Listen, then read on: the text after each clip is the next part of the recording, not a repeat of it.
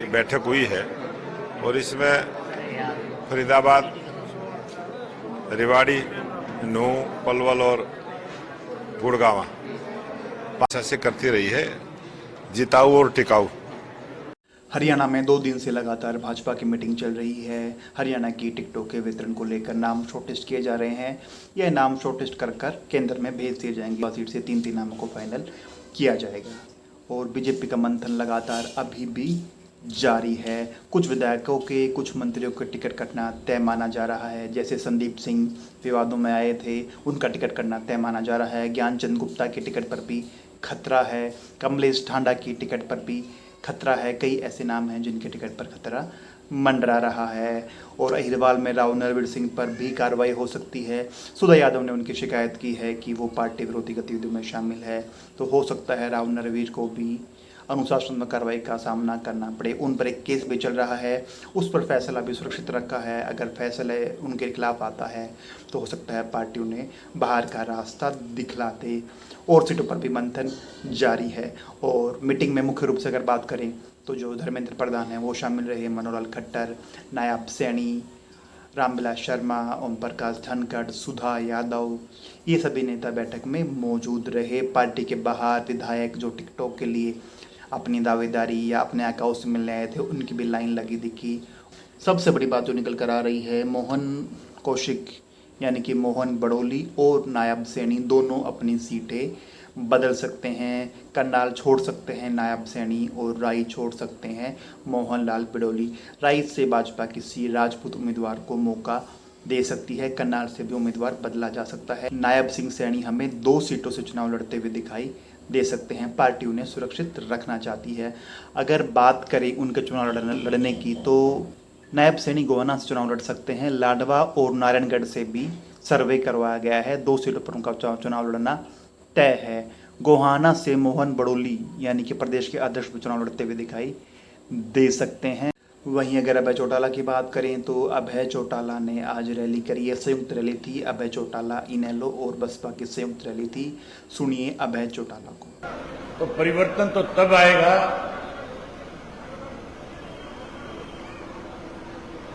जब आपकी आवाज के अंदर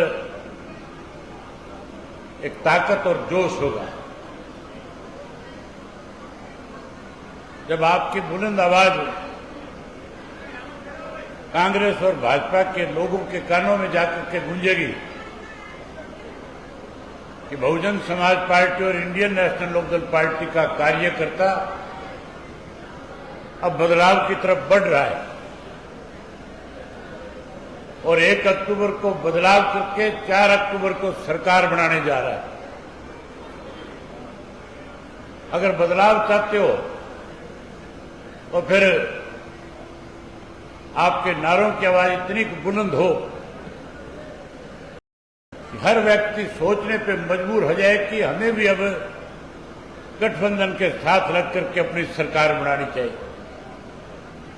मैं नारे बुलवाऊंगा और आपने उसका जवाब उसी बुलंद आवाज के साथ देना है।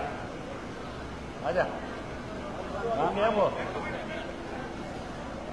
किसान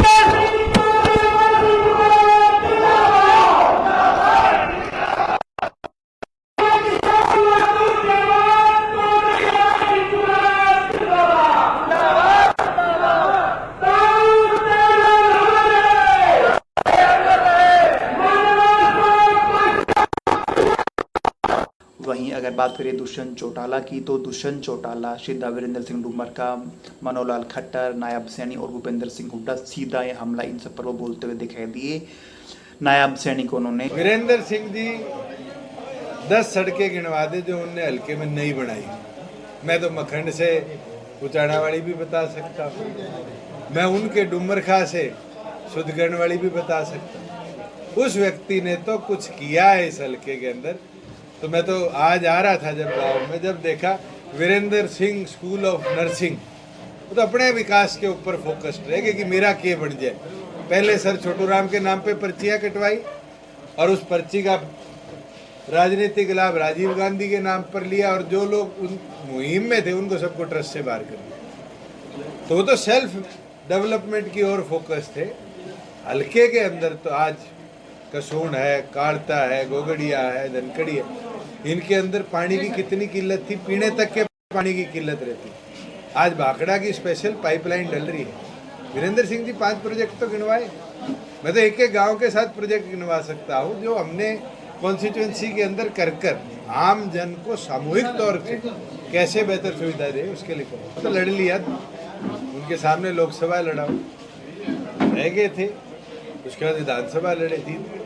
तो जनमत है, मुकाबले तो होंगे और भी पार्टियां लाएंगी, मगर जनता भी उनके पुत्र से ये भी तो पूछेगी कि 80 में ट्रैक्टर किसने चलाई किसानों के विरोध में, ये भी तो पूछेगी पार्लियामेंट के अंदर क्या उनने वोट डाले। एक एक चीज का जनता को अब जवाब देना पड़ेगा। लोकसभा में तो डर के भाग गए, लोकसभा की तो टिकट भी नहीं मांगी थी, विधानसभा में आने दो, जनता पूछेगी, जवाब मांगेगी। देखिए, भूपेंद्र सिंह हुड्डा की घबराहट है, हार जीत के तौर पर चुनाव लड़ा जाए। लड़ोगे तब हारोगे, जीतोगे, मैदान छोड़ दोगे तो कैसे जीतोगे। हमारे पास तो 10 लोग प्रपोज करने के लिए थे नहीं तो हम प्रपोज ही कर देते। सिरसा टेंडर हुआ था, वो टेंडर कैंसिल कर दिया, मेडिकल कॉलेज का फुल स्टॉप लगा दिया। तो नायब सैनी ने तो नॉन स्टॉप फुल स्टॉप लगाने का काम किया है। इश्तिहार भी वो चला रहे हैं जो काम हमने कर दिए। लाल डोरा मुक्त हरियाणा प्रदेश के अंदर किसान को 2 दिन में पेमेंट, ये सारे काम तो हमारे हैं, इनके कौन से काम। ये तो पंजाब में भी एक मुख्यमंत्री रहा था इतने दिनों के, घोषणा में तो उसने भी कोई कसर नहीं छोड़ी। जनता ने क्या हाल किया। सर, वीरेंद्र सिंह ने कल कहा है कि जेजेपी एक सीट भी नहीं जीत पाएगी, वो दावा करते हैं। एफिडेविट ले आओ वीरेंद्र सिंह जी से लिखवा के, और एक जीत जाएंगे तो बोलो जी खुद ने संन्यास ले लिया, अब धर्मपत्नी को भी शायद खुद ने ही संन्यास दिला दिया, फिर छोरे को भी दिला दे। दुष्यंत तो उचाना रहेगा, जीतेगा भी, और उस एफिडेविट के ऊपर पहली सीट कोई जीतेंगे तो हम उचाना की जीत। आप डर तो मेरे से ही है सबको, वीरेंद्र सिंह को अकेले को क्यों है। हुड्डा भी मेरे पीछे पड़ा है, और तो छोड़ो इनेलो उचाना की रैली कर रही है, 25 तारीख वो भी मेरे पीछे पड़ी है, बीजेपी भी मेरे पीछे ही पड़ी है।